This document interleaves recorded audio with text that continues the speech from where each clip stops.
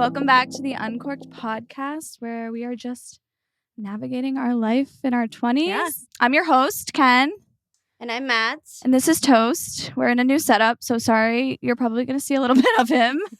Because if not, he's going to bark.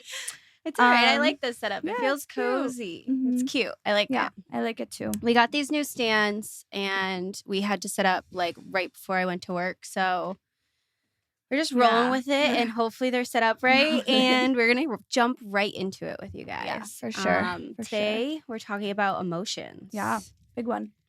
We've actually gone on 2 date nights in the past 2 weeks. Yeah. One was at our favorite restaurant, Bocado in Worcester. Tapa style, wicked good food. Bartender's great. We ended up leaving there. We went to this Lesbian bar? Yeah, gay bar. Yep. It's a gay bar. Pop And my I cherry. didn't know, but that was Kendall's first gay bar. Yeah, I had the best time there. I was really excited that you had so much fun. I know. And everyone in there is so welcoming. Like, people were giving us their mics for karaoke to sing with them. And everyone was just talking with everyone. I think they did think that we were lesbian. Yeah. I did lean in to whisper something to her just because the karaoke was literally right next to us. Yeah. And a group of women were like across the bar and they started like chanting. They're like, woo! If you're in the Worcester area at all, Bocado, I stand by this. It's my favorite restaurant. My favorite too. It's all tapa style. You can get like anything from like venison to lamb chops to shrimp to mussel, charcuterie. They have the best fried goat cheese. If you go and get the fried goat cheese, you can take it home too. Get the sausage with it too. Fire. But we just love like girls' nights and we realize we need to do them more and just separate like that individual time with your girls. Yeah. And it like you feel so much better after a night out like that. Like it's so important. Yeah. I mean, it's good for, I think you looked up a statistic, but it was something along the lines of the best thing that a man can do for his health is to have a partner in life, and the best thing that a woman can do for her health is to nurture her relationship with her girlfriends. Yeah. And I thought that was really interesting. It was like a little study that someone had did. And it just talks about like overall women's health. And we're definitely like we support, obviously we have a large demographic, but we're 2 women and, you know, talking about that kind of thing, I think it improves all sorts of relationships in your life. So just have a little girl time, let loose, laugh, drink too much, do the whole talk about the things you can't talk to your family about or your significant other about or your kids about. Like, it's good to get those things off of your chest and go to Bocado. Go to Bocado and see Matt in the area. And see Matt. That's the bartender. He's incredible. We kind of just wanted to start off with this AITI that we had found. Someone wrote in and kind of shared a little thing, and they want to know if they're in the right or the wrong. So I'm going to read it for you. It says, AITI for saying I don't care about your feelings. I know the title sounds bad, but hear me out. I've been working on my mental health by going to therapy and support groups. Recently, my friends have been pulling me down. They are constantly talking to me about their problems, and I don't mind, and occasionally I do give advice and I try to help when needed. But recently, it's been getting out of control. I was talking to a friend about a date I went on, and she made a comment regarding my luck, and then moved the conversation to making self-deprecating comments like I hate myself, I'm ugly, etc. After a while, I explained I was tired of this. I explained I wasn't a therapist and that she can't trauma dump her feelings on me. She called me a jerk, and we haven't been speaking. So am I the jerk? I'm going to take his side on this one. Yeah. I don't think he's being a jerk. I think you agree with me, though, that he definitely could have approached it differently. You know, he isn't the for what he's feeling. Yeah. But he's definitely kind of being an for how he's approaching and what he's saying about the situation to her. Well, to break it down, the conversation starts by saying that this person is working on their mental health. And I think that that's great. And like part of that, I think, is when you're on this like new journey of being more positive and creating like more positivity in your life, the negative really starts to stand out. Yeah. Whereas before you were kind of just like surrounding yourself with like-minded people who are also feeling the way that you're feeling. So when you start to like, I call it like you're on the Mass Pike or you're on the highway and you get off of an exit and someone stays on, you kind of start to like have different perspectives, and it can be really hard when you're still surrounded by those same people. Yeah. So I think while you're specifically on this journey, I get what that's like. And you just have to do a better job of just like expressing to the people around you. Yeah. Like, hey, this is where I'm at right now. And I understand that you're here and I will do what I can for you. But like, I'm taking the steps. I'm going to therapy. I'm talking to people. Like maybe you need to too. You know what I mean? Yeah. And I mean, how many times can you give someone the same advice? You know what I mean? Like if they don't want to take it, I mean, he explains he's always there for his friends to listen. Yeah. He's always giving them advice. And it seems like his friends just keep coming back to him with all these problems. And for going through his own mental health journey, like I can see how that gets draining. And he was so excited. He went out with his girlfriend and wanted to tell her about this date that he had gone on. Yeah. And how excited he was. And it went so well. And the first thing that she says to him is, brings it about herself. Yeah. Yeah. First of all, it's okay to state what you're feeling after, but recognize what he's telling you first. Yeah, I think just communication is your best friend. And I think that's the answer to a lot of problems that become small. Sure. If this person is like someone super important to you and you don't want to lose them as a friend, I say give it a couple days, take some space, kind of figure out your own thoughts. And if it is important enough for you to salvage, then maybe go back and have a conversation. If at the end of those few days, you kind of just feel like, hey, maybe this person isn't a good, it doesn't have a place for me in my life right now. That's also fair too. Like, it's not, you get to pick and choose who's in your life, you know, for a reason. Definitely. So no negative energy, especially when you're trying to help yourself. To your therapist about that. Yeah. If you're in therapy, maybe bring that up and say, I'm working on setting healthy boundaries in a healthy way with the people in my life. Because it's so important. People are going to treat you how you allow them to. Let's get a little deep. Yeah. Get a little deep here. So I was doing some research just for this topic. So I was Googling, you know, podcasts on emotions or whatever. And the first video I clicked, actually, I almost unclicked it. But this is going to be like an unpopular opinion. Yeah, I think the way so. that this kind of starts out. It kind of starts out with, don't express yourself. These are some quotes I took from it. Don't express yourself, stifle your emotions, and act like a winner, which can be very controversial in the age of 2023 and what most people are being told. But Kendall actually found this video. He's basically like, don't throw your cards on the table. Like, don't express your emotions in a negative way over something so stupid that you could control. And it's not time to like express it like that. There's and a time and place. What was his name? I want to shout him out. Jocko Wilkins. Yeah. He's like an a jiu-jitsu fighter. He's also like military trained. So like that's where a lot of his style of thinking very comes macho. From. The big thing that he talks about is controlling your emotions. And something he touched on that I really liked was like day-to-day levels versus big levels. Yeah. And your day-to-day levels, it's like your twos. You're hangry, you're this, you're that. Like those are things, if you're gonna say that you're hangry, you're putting a name to it. It means that you're acknowledging the emotion. Yeah. So you can't just say, oh, it's because of this. It's not like you have no control. Yeah. So acknowledge it and then realize how you're gonna move forward from there without impacting yourself and the people around you.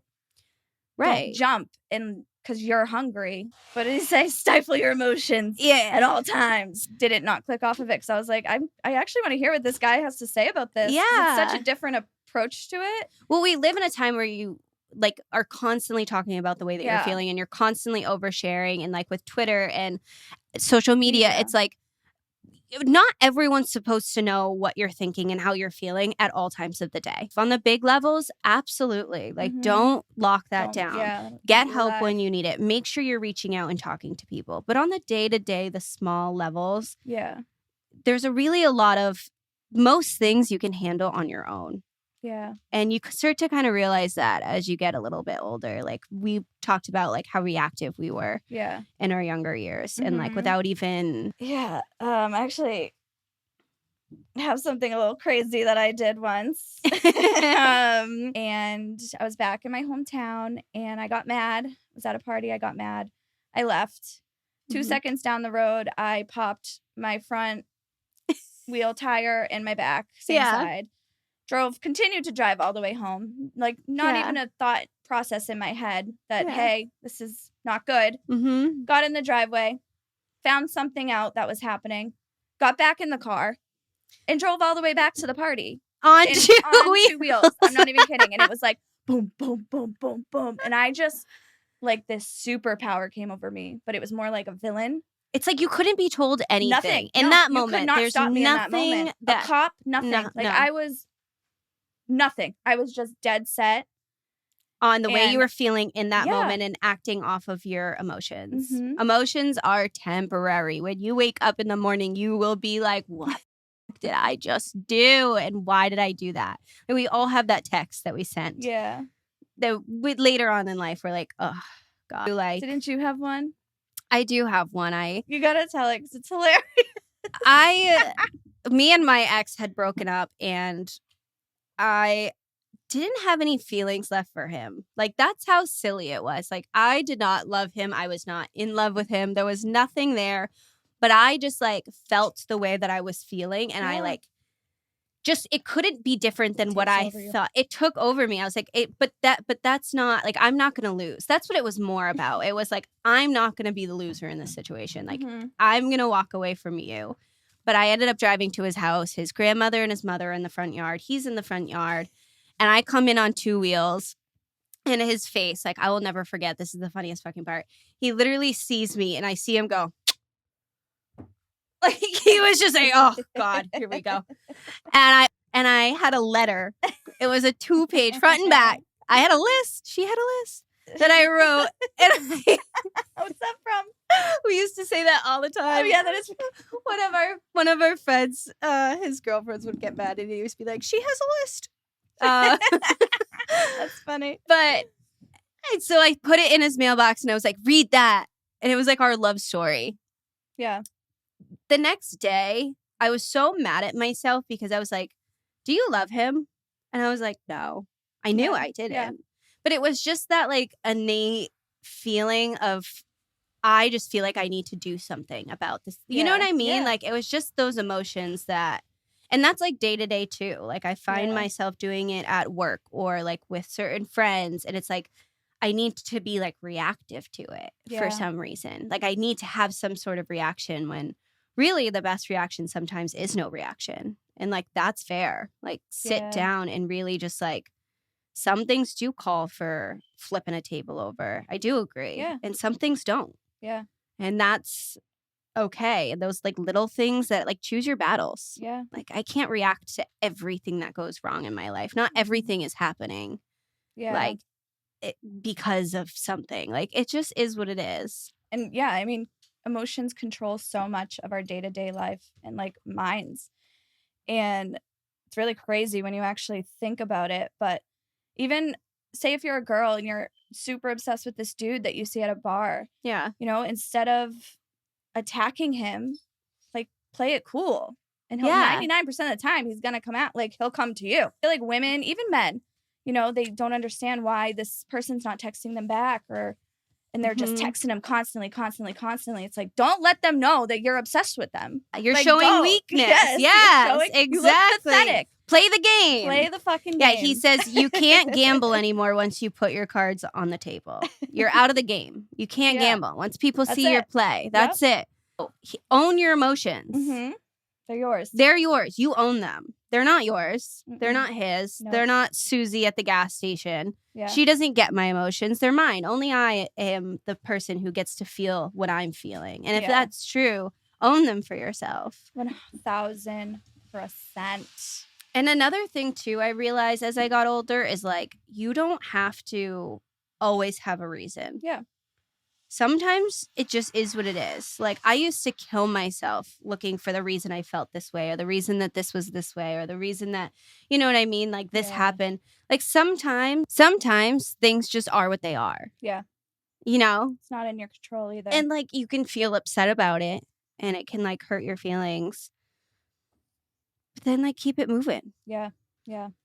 Get over it. Almost. Yeah. Almost like get over it. And I hate to say that because I don't want to sound like we are two of the biggest mental health supporters and making sure that you're not taking things into adulthood, because I think childhood, like, you do carry a lot. But that's, like, at the age where you can't express how you're feeling, and you can't articulate your emotions, and you can't like understand the bigger picture. Like that makes you can talk to about it. You don't know who. Yeah. But we're adults now. Yeah. You know, and it can be very dangerous. Like if you're bottling, and you have no one to talk to about it, and you're going through something super traumatic, like potentially that could have a very scary, bad outcome. Yeah. And people will switch to substances and alcohol, and, you know, kids might act out in class, punching people, fighting, and the worst thing ever, suicide. Yeah. Like, and so I think with those conversations where we're talking about how to express your emotions, I think also the conversation that needs to be had alongside with that is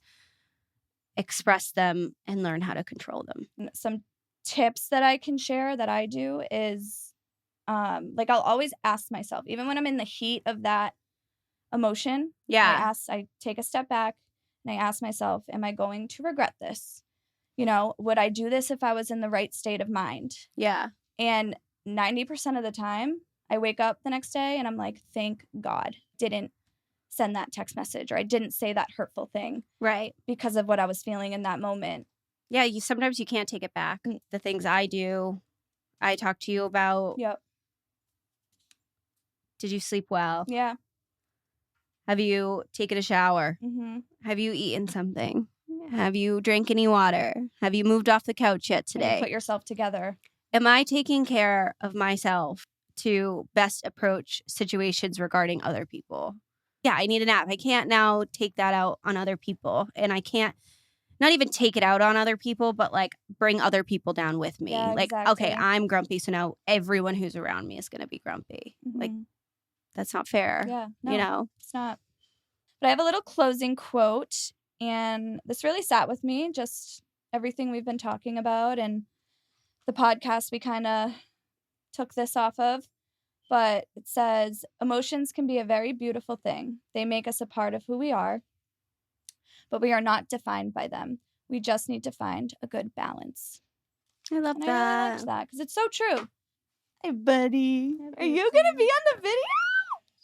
And thank you for joining in today. If you have any thoughts on this, feel free to share. Yeah. And I'm kind of vibing the new setup. Yeah, let me know what you guys think. We are actually in my apartment downstairs now. We're usually upstairs in Mad's spare bedroom. We're gonna, I think we talked about this the other day, but I think we're gonna like move locations at certain points. Like, we're just gonna start doing what we want when we want. Yeah. I think we're trying to be too structured, and unfortunately, I feel like we're losing our that like what makes us us. Like some days we sit on the couch, some days hi buddy. We're just gonna we're losing our we're losing our, I can't think of the fucking word, dude. It's on the tip of my tongue. We're like, yeah. I'm hoping you get it. Our natural intimacy. That's what I'm looking for. Intimacy. But yeah, we like to be a little more intimate with you guys. And I feel like when we were doing the super structured, it was like pressure, and we were almost like too outlined, like too structured, and we lost our like conversations almost. It wasn't natural. It was starting to become robotic, and I think that environment plays a big role in like how we're feeling that day. And so we're just kind of post when we want to post. We're going to try and get something out to you every week, whether it's YouTube, whether it's long form, whether it's a mini app, whether it's TikTok, whatever it is. We're going to try and get something out to you every week, but what that's going to be is going to change. So you're just going to have to follow us on everything. It's at The Uncorked Pod on everything, but TikTok is at The Uncorked Podcast. It will be changed soon. But for now it's The Uncorked Podcast.